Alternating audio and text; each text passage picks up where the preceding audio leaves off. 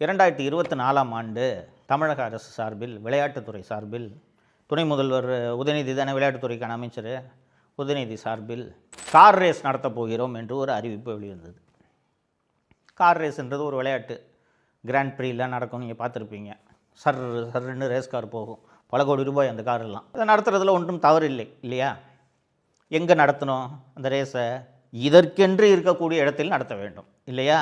தமிழ்நாட்டில் இந்த ரேஸ் நடத்துறதுக்கான இடம் இருக்கான்னு கேட்டிங்கன்னா, காஞ்சிபுரம் மாவட்டம் ஸ்ரீபெரும்புதூர் அருகே இருங்காட்டுக்கோட்டை என்ற இடத்தில் பல ஆண்டுகளாக இந்த ரேஸ் நடத்துறதுக்குனே ஒரு ரேஸ் ட்ராக்கு இருக்குது. ஓகேவா? அந்த ரேஸ் கார்லாம் நீங்கள் பார்த்துருப்பீங்க. ரேஸ் கார்னால் நீங்கள் ரோட்டில் ஓடுற இன்னோவா, ஸ்கார்பியோ, இந்த கார் இல்லை.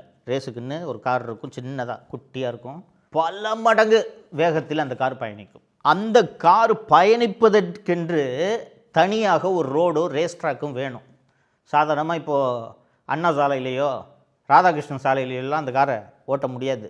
அந்த கார் ஓடுவதற்கென்று பிரத்யேகமாக இத்தனை இன்ச்சு அளவில் ஒரு ரோடு இருக்கணும், ட்ராக் இருக்கணும். அப்போ தான் அந்த ரேஸு அதில் நடத்த முடியும். அந்த ரேஸ் ட்ராக் சரியாக இருக்கிறதா என்பதை கண்காணித்து பரிசோதித்து அனுமதிப்பதற்கென்று ஒரு சர்வதேச ஏஜென்சி இருக்குது. அந்த ஏஜென்சி இதை டெஸ்ட் பண்ணி இதில் இந்த கார் ரேஸ் நடத்தலாம் அப்படின்ட்டு அனுமதி கொடுத்தா தான் அந்த ரேஸை நடத்த முடியும். ரைட்டா? ஏற்கனவே சொன்னேன், ஸ்ரீபெரும்புதூர் பக்கத்தில் இருங்காட்டுக்கோட்டை என்ற இடத்தில் ரேஸு ட்ராக் இருக்குது. அங்கே பல முறை ரேஸ்களும் நடந்திருக்கிறது. உதயநிதிக்கு மவுண்ட் ரோடில் ரேஸ் நடத்தணும்னு ஆசை.